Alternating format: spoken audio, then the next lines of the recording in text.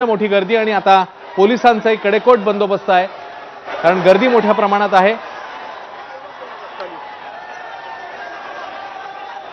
पुढच्या काही मिनिटांमध्ये ही बस रवाना होणं अपेक्षित आहे आणि ती बस मग पोहोचेल ती नरिमन पॉइंटकडे। नरिमन पॉइंट ते वानखेडे स्टेडियम या विजयी मिरवणुकीचा हा मार्ग आहे।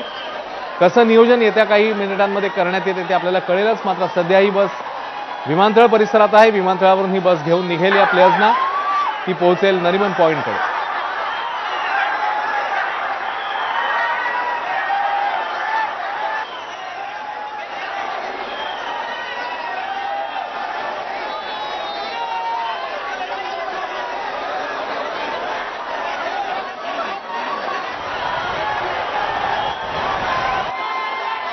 आणि याच बसमध्ये आता हे सगळे प्लेयर्स जे आहेत ते आपल्याला जाताना बघायला मिळतात। या बसमधनं विमानतळ परिसरातनं ही बस रवाना होईल आणि मग पोहोचेल नरिमन पॉइंटकडे।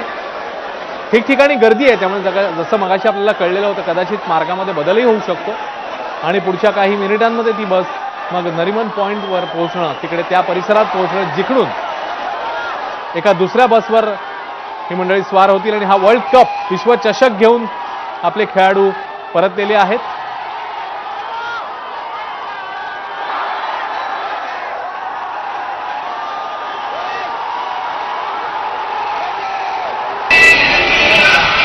अत्यंत कडेकोट बंदोबस्त, त्याचवेळी चाहत्यांची मोठी गर्दी।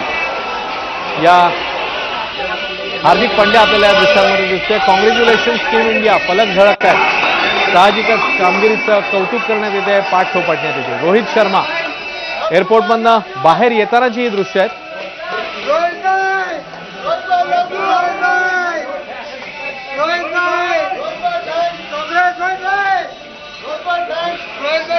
आणि अन्य टीम देखील, रोहित शर्माचे कुटुंबीय देखील मला वाटतं सोबत दिसत आहेत। त्यासोबतच अन्य प्लेयर्स देखील आहेत। अर्शदीप सिंग आहे, त्यानंतर युजवेंद्र चहल आपल्याला दिसला, हार्दिक पांड्या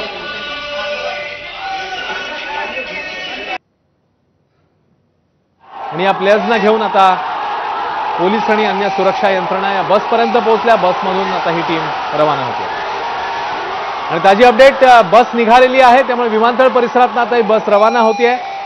पुढच्या काही मिनिटांमध्ये ही बस विमानतळ परिसरातनं नरिमन पॉइंट परिसरात पोहोचणं अपेक्षित आहे।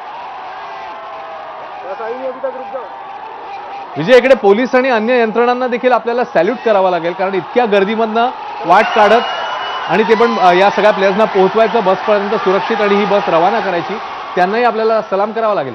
मुंबई पोलिसांच्या कर्तव्याला, त्यांच्या कर्तृत्वाला आपण कायमच सलाम करायला हवा।